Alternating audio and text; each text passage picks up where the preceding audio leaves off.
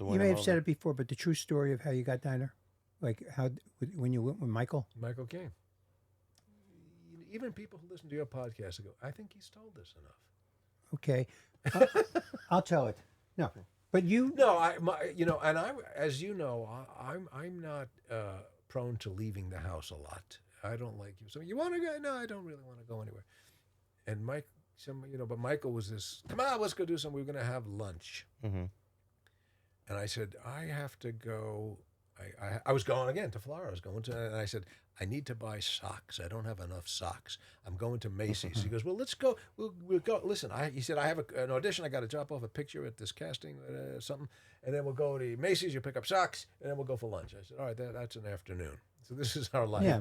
So I went with him, just waiting outside in this thing, which turned out to be Diner, and he went in and auditioned, and I was waiting in the waiting room, and the casting director, I realized, was kind of looking at me. She said, you're next. And I went, no. I said, I'm not here. And I tried really hard. I said, no, my friend, I'm just waiting for my friend. She said, do you have a picture? I went, yeah, not on. No, I have at home, but no, I don't. She said, come back tomorrow and meet the director. It was Barry Levinson. And it was his first movie. And I went, and we walked out going, oh, this is crazy. What if I end up getting this? And the next day I went back and I met Barry. And I didn't, there was no audition. We just sat and bullshit. And he was a big, he's really, really funny guy and big comedy aficionado. I remember we were talking about Jackie Mason for a long time. And I think that night he came to see me at the Improv. And he said, all right, we'll let you know. And then I went to Florida with my new socks. Yeah. And I remember getting a call, come down to the club. It was the afternoon because there was no phone in the house, I don't think. And I went, and Mark Johnson, the producer, said, we'd like you to do this movie. And it's like, and I didn't even know enough to know, so I'm in it now, yes.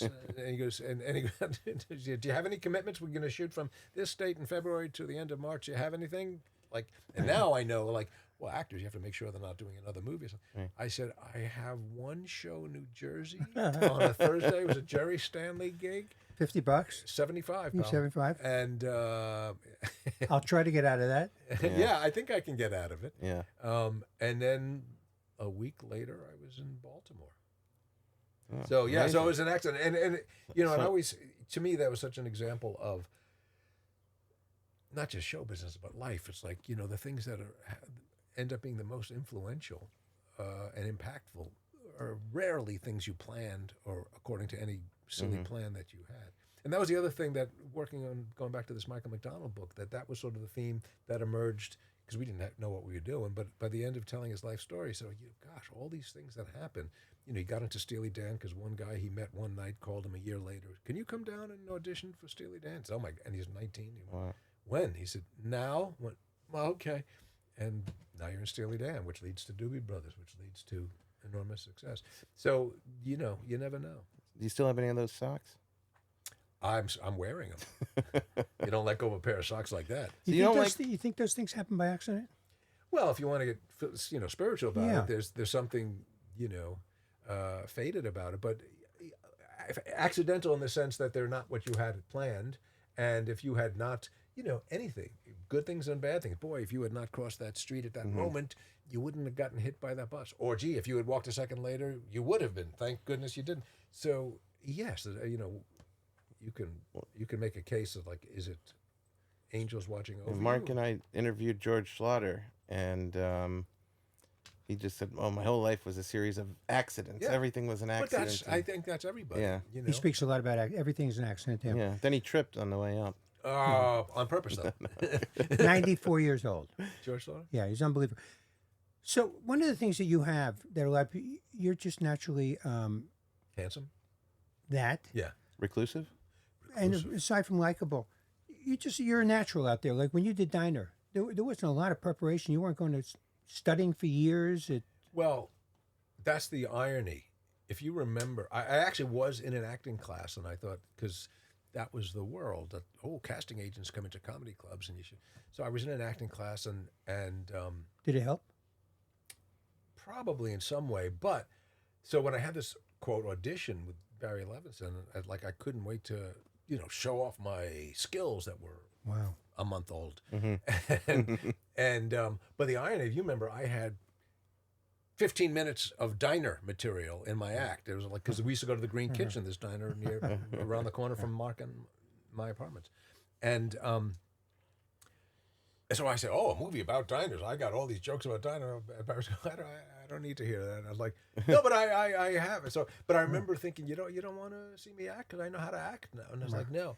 But part of his genius was he knew how to get the best out of everybody. And you look at how he cast that. Danny Stern, Kevin Bacon, Timmy Daly, Steve Guttenberg, and Mickey Rourke. It's like they all had these qualities. Like, oh yeah, God. They were all great actors, but they also lent themselves to that role and created those roles accordingly. So, and I had nothing. There was no role, as I said. You ain't in the script. So, Are you going to finish that? Yeah. So all that, That was you? His thing. Well, yeah. His thing was, I don't know. I think we shot for 5 or 6 weeks. And he saved the diner scenes where we're all together for the end, so that we would be, closer. And he would just let the cameras roll, and he would never say cut, and he would just go and so they would bring food, and we would eat it, and I don't know, what are you gonna do? It's like, you can eat that, and so all those things, and then and I didn't think anything of it, and so the next day we're leaving we're shooting scene where we're leaving the diner, and this Gutenberg has a car and Mickey has a car. I don't have a car. And Barry goes, "Remember the thing you did yesterday where you're going to finish the sandwich?" He goes, "Yeah, do that again with the car." I said, "What if he goes, like, you just ask for a car?" Right. So, like, I didn't know that was funny or usable. I didn't know any of it was usable. I remember seeing the movie and go, "Oh, look at this. This shit's still in the movie." So, that way he was just so smart and knew the movie that he had in mind. And it was so naturalistic, and that was really in many ways ahead of its time. Yeah, that's not a typical way that people made films at that time. It's not the way they made films, but even the goal of the film was, what is it like when guys just hang? So again, going back to your thing, like, make a movie about us. It's like, what made it great is that we all made each other laugh. We all had, there's something. I heard Jerry talking about this recently, like, how he's most comfortable and almost only comfortable with other comics. And I remember it was a great moment. It wasn't without Michael. It was you and me, Larry and Jerry. We went to, it was Joe Allen's out here, or whatever Joe Allen's became, this restaurant. I don't know. We were just, spritzing and having fun. We didn't have to look for things to be fun. And somebody said something, or the waitress said something. And then just by accident, you did a little spin on it, and it one by one, we weren't planning. We just all did a response to that, and they were all different. And we went, look at that, and like that was so you, Mark. Right. Like, oh, and Larry, you went there with it, and Paul, you went there with it, and went, that is like, you can't write that or capture that. It's like, oh, that's just why this is so fun. Do you remember when Harry Reams came over to the table? I do. And we all knew exactly what to do when he left? Yeah. Can I hear? We were at Mateo's. And he came over to say hi to Jerry, I think. So he shakes Jerry's hand, and like your hand, and Larry's hand, and my hand, and then he leaves, and we all go, and we all stand up and go wash our hands. Yeah.